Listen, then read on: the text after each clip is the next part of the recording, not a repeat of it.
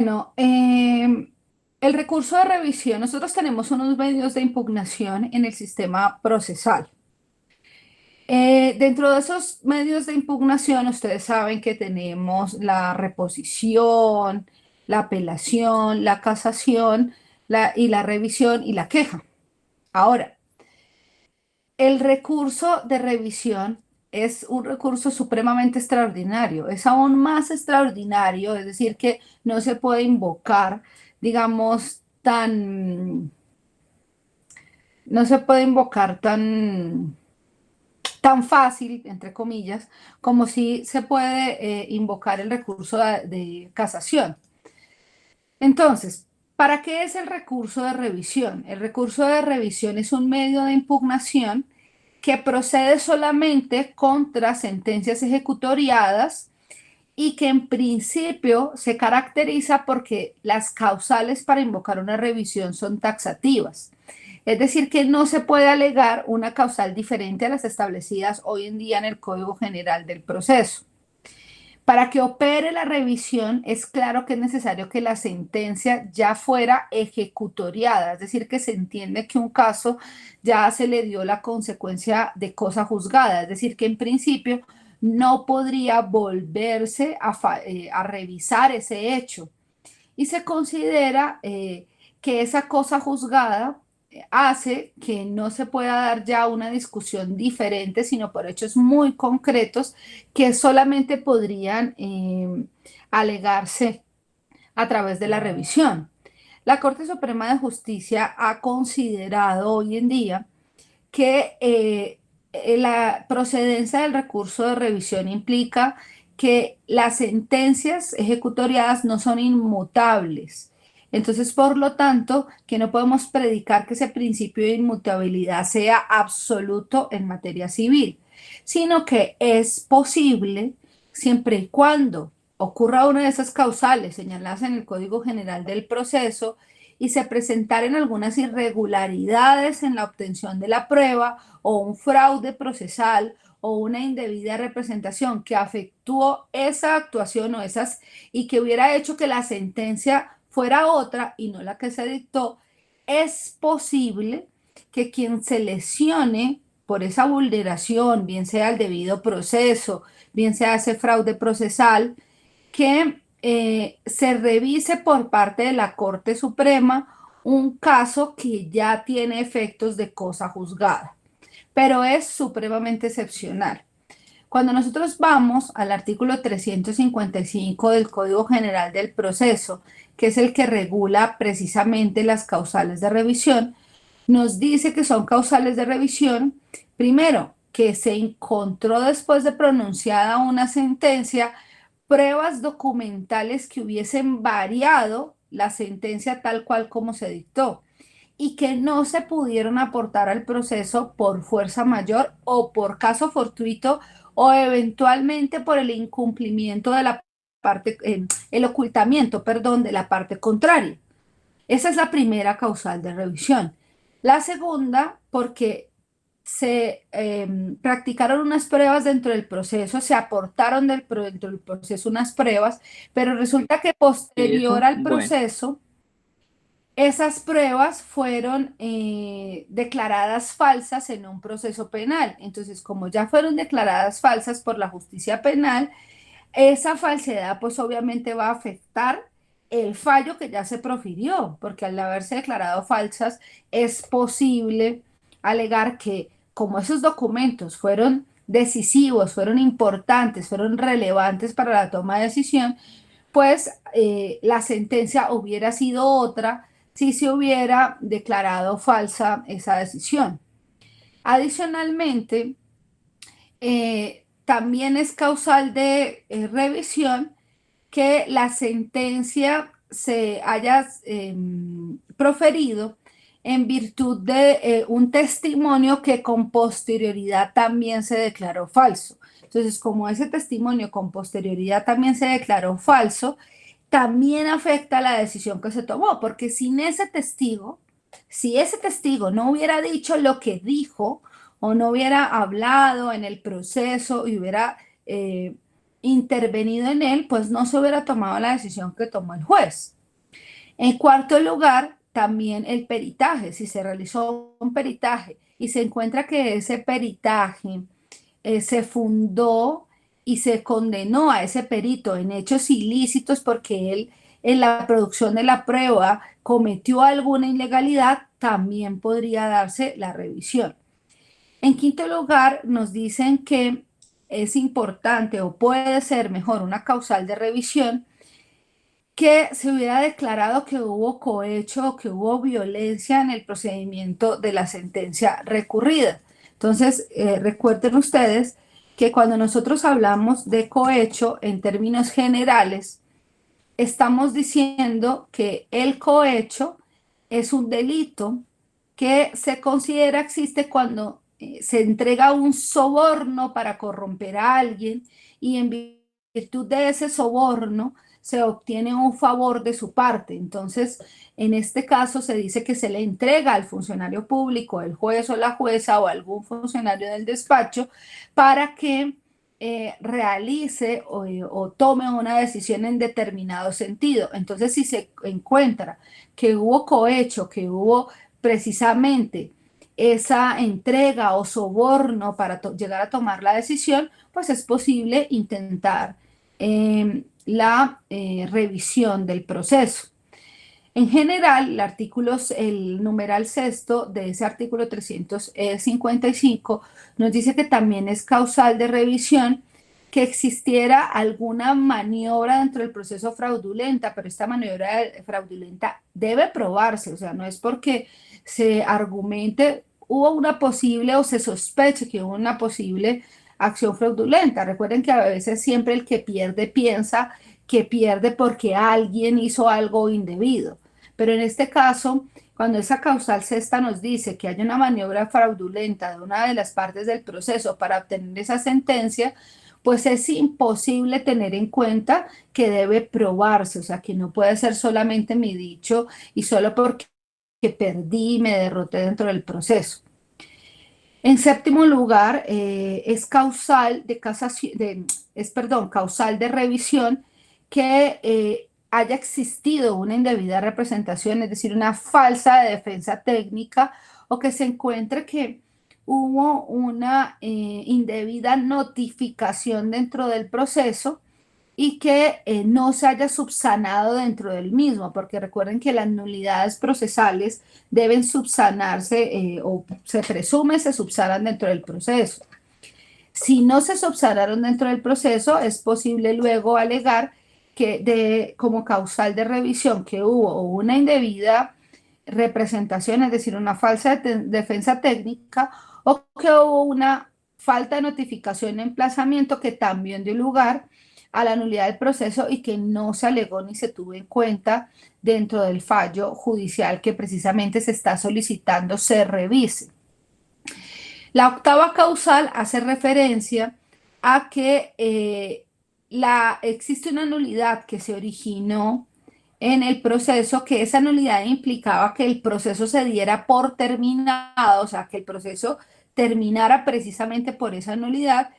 y que no fue susceptible a alegar esa nulidad por ningún otro recurso. Entonces, que al existir esa nulidad originada en la sentencia que puso fin al proceso, que no había precisamente recurso para esa sentencia, es posible alegar la revisión.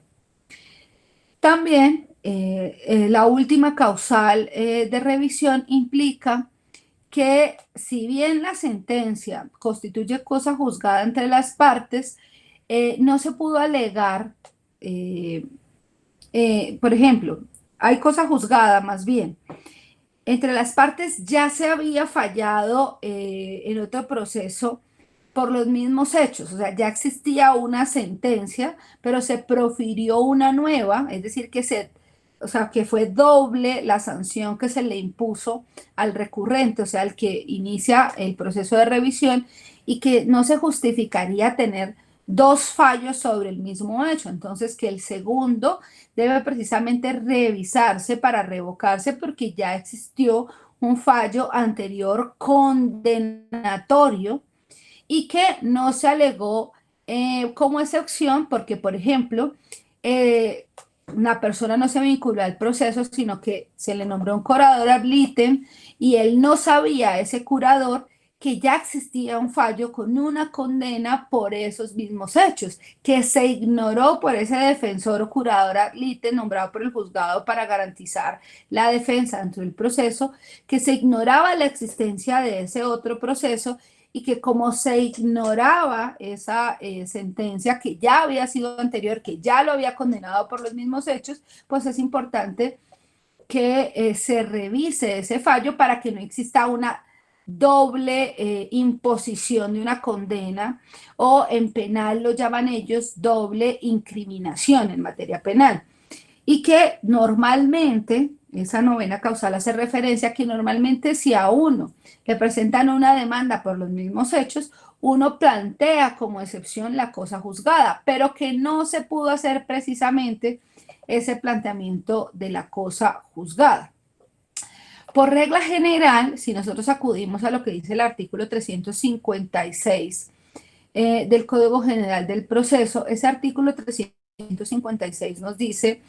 que el recurso de revisión se puede interponer dentro de los dos fallos siguientes a la ejecutoria de la sentencia. Es decir, la sentencia, yo tendría a partir de hoy 2 años para interponer un recurso de revisión, siempre y cuando se encuadre en una de las causales del artículo 355, porque les reitero, aquí las causales son taxativas, no se puede dar una ambigüedad en la causal, ni interponer el recurso de revisión porque sí. O sea, recuerden que yo siempre les digo que no se puede interponer por argumento costeño, porque ajá, porque yo quisiera hacerlo sin ningún fundamento. Aquí las causales son taxativas y no piensen que estoy discriminando, digamos, al pueblo costeño, solamente es una forma de expresión para que me entiendan en clase. Para el numeral séptimo es importante tener en cuenta, y les recuerdo que el numeral séptimo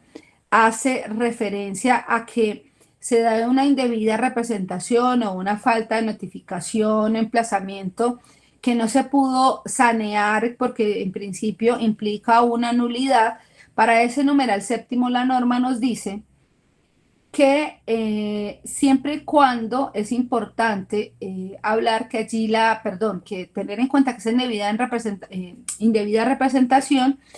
se dio, se estableció, lo perjudicó con la sentencia, allí el recurso de revisión no es de 2 años, sino de 5. O sea, para esa causal, la causal séptima, el,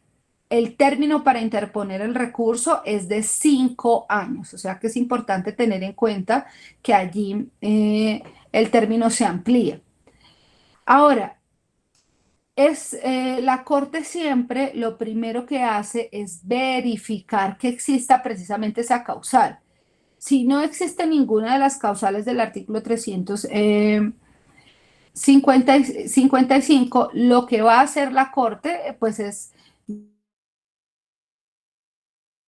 considerar que el recurso allí es improcedente, porque en varias sentencias, en esta que estábamos hablando, que es de casación de Pedro Octavio Monar Cadena del 1 de marzo del 2011, nos habla de ese carácter excepcionalísimo del recurso y Pedro Octavio Munar en esta sentencia de marzo nos dice que es importante entender que cuando se va a alegar una revisión, se tiene que tener en cuenta primero ese principio de taxatividad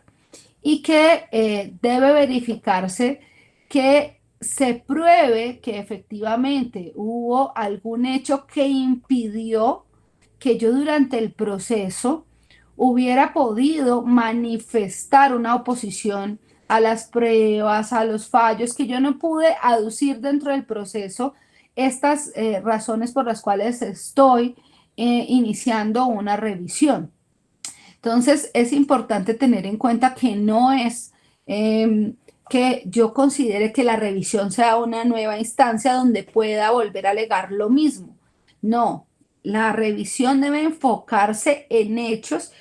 y en circunstancias excepcionalísimas que no pude alegar dentro del proceso, que yo desconocía dentro del proceso, que hacían imposible aducirlos dentro del proceso y que eso es lo que me lleva precisamente a plantear el recurso de revisión, porque se entiende que por regla general, al haber existido ya o proferido una sentencia, aplica la cosa juzgada y como aplica la cosa juzgada, se entiende que ya se falló, que ya terminó el proceso y que por lo tanto tiene fuerza de cosa juzgada, pues el recurso de revisión es de naturaleza extraordinaria, o sea, es un medio de impugnación que solamente es autorizado por esas causales que están definidas en el artículo 355 del Código General del Proceso y que son excepcionalísimas, les reitero. Y es muy importante tenerlo en cuenta porque algunos abogados a veces